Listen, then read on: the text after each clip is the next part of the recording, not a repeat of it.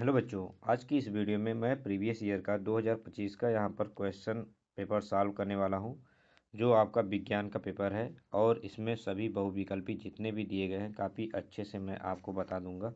आप लोग बहुविकल्पी काफ़ी देखिए, 20 नंबर आपका कंप्लीट हो जाएगा ना, तो आप काफ़ी अच्छे से पास होगे।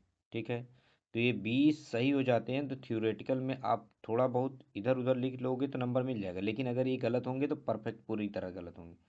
तो बहुविकल्पी मान के चलिए कि आपका गलत ना हो। तो यहाँ पर कोड है 824 CL। तो चलिए स्टार्ट करते हैं। तो यहाँ पर दिया गया है, पहला क्वेश्चन है, खंड अ का उपभाग 1 है। और यहाँ पर अवतल दर्पण बना किसी बिंब का प्रतिबिंब वास्तविक एवं बिंब का आकार का है, बिंब रखा है। देखिए, जब बिंब का प्रतिबिंब बिंब के आकार का बनेगा तो ऐसे में वस्तु कहाँ पर रखा होगा, तो आपको पता होगा कि दर्पण के वक्रता केंद्र पर जब वस्तु रखा जाता है तो दर्पण के वक्रता केंद्र पर ही उसका प्रतिबिंब बनता है। तो ऑप्शन नंबर सी हमारा क्या होगा, सही होगा। अब यहीं पर दूसरा बात करें तो पानी से भरे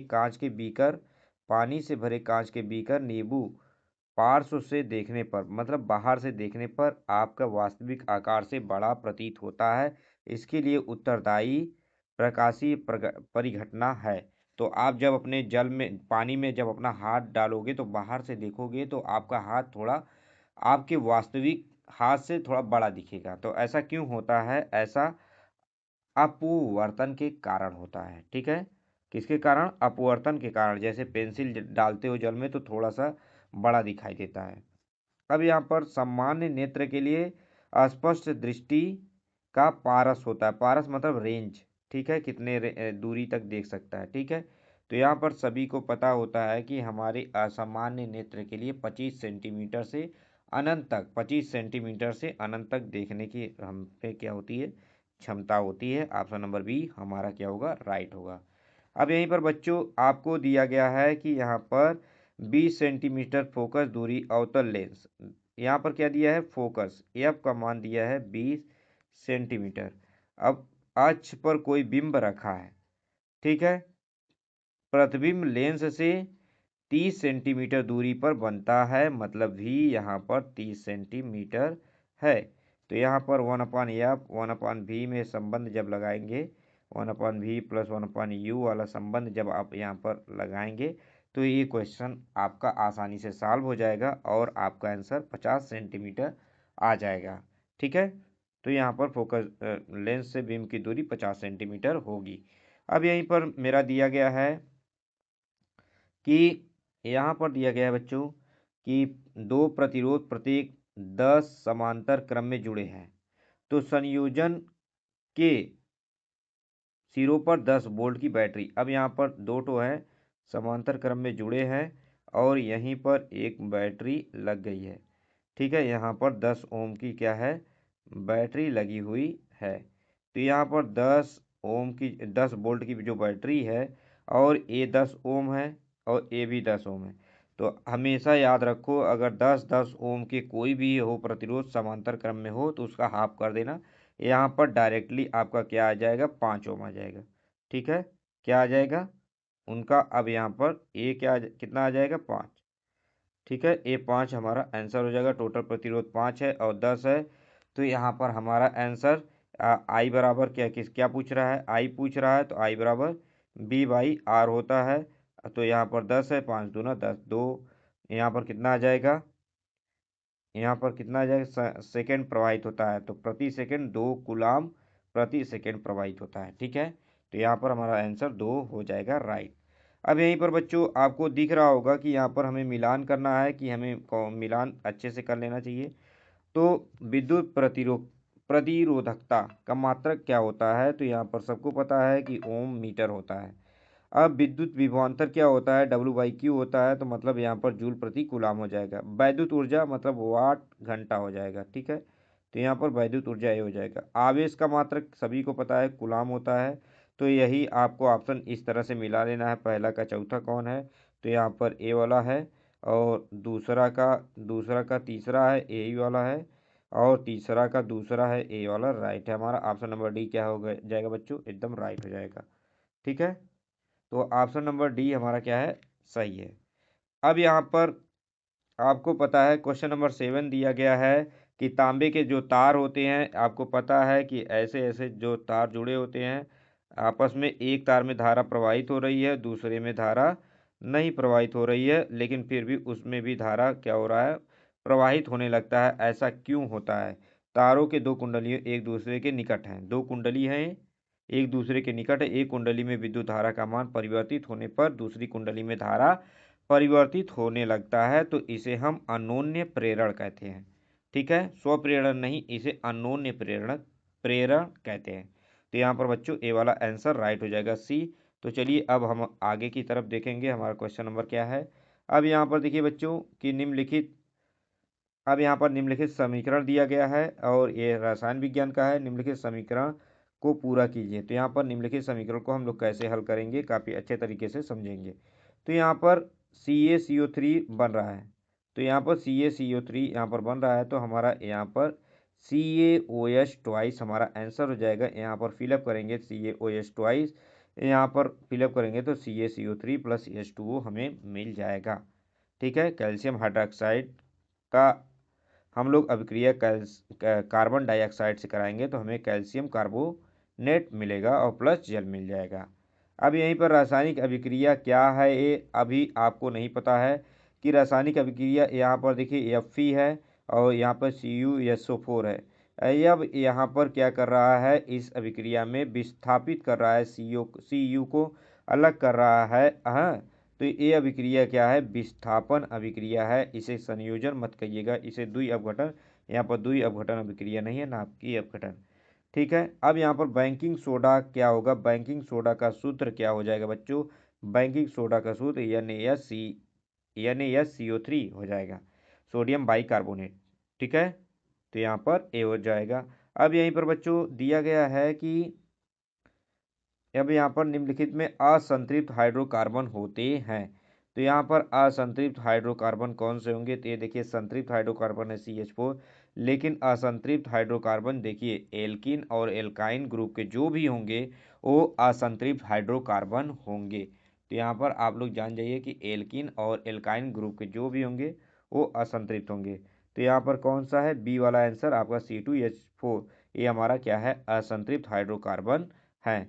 अब यहाँ पर देखिए ये सभी एल्केन है, लेकिन यही क्या है, एक एल्कीन है।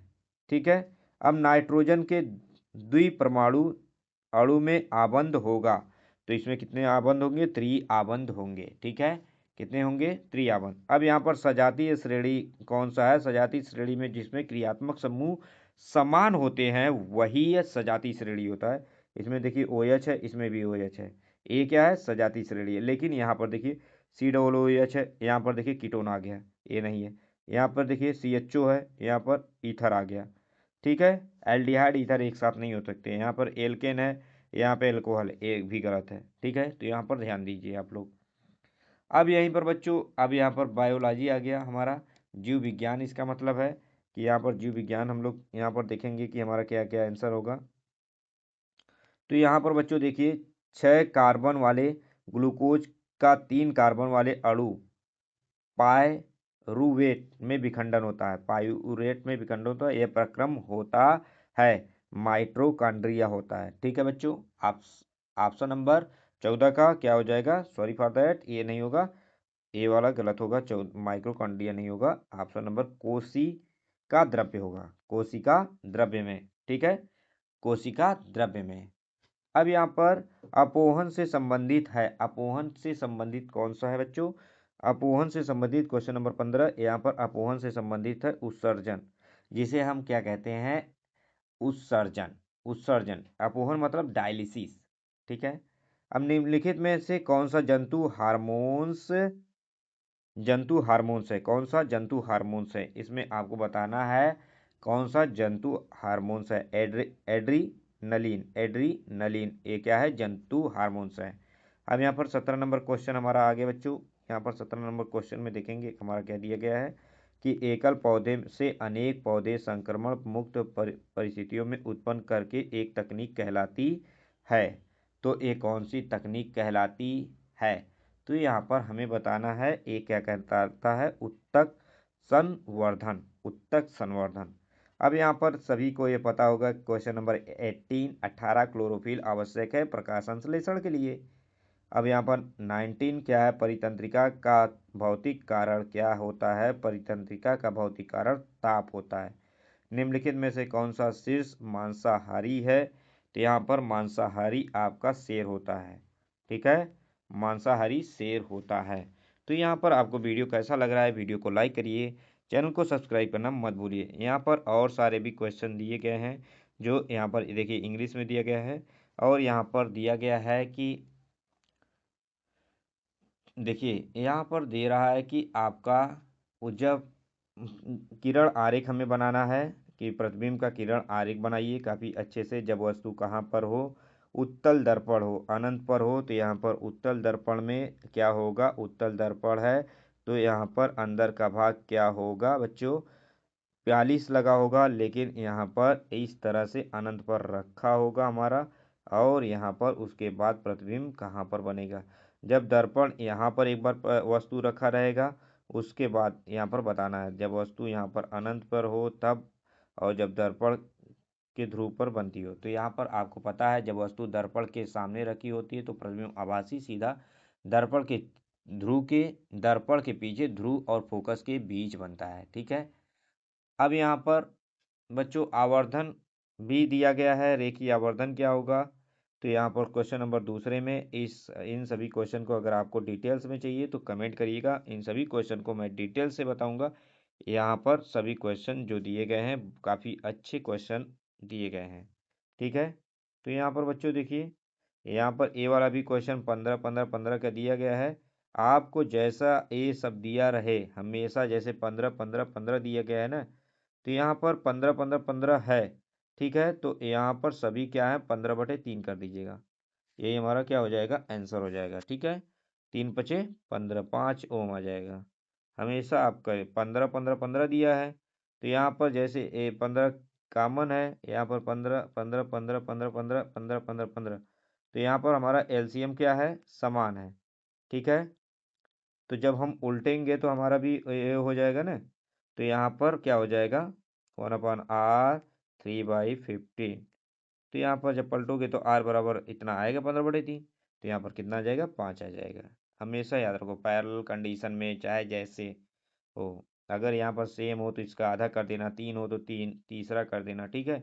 लेकिन यहाँ पर सभी प्रतिरोध समान होगा तभी ऐसा कंडीशन लगेगा, नहीं होगा तो ऐसा कंडीशन नहीं लगेगा, याद रखना मेरे भाई। तभी ऐसा कंडीशन लगाते हैं, नहीं तो ऐसा कंडीशन भूल के भी नहीं लगाते हैं, हमारा सवाल गलत हो जाएगा, ठीक है। वीडियो कैसा लगा प्लीज़ लाइक करिए, अगर और पूरा डिटेल से सल्यूशन चाहिए तो आप लोग कमेंट करिए, ठीक है। Thank you for watching.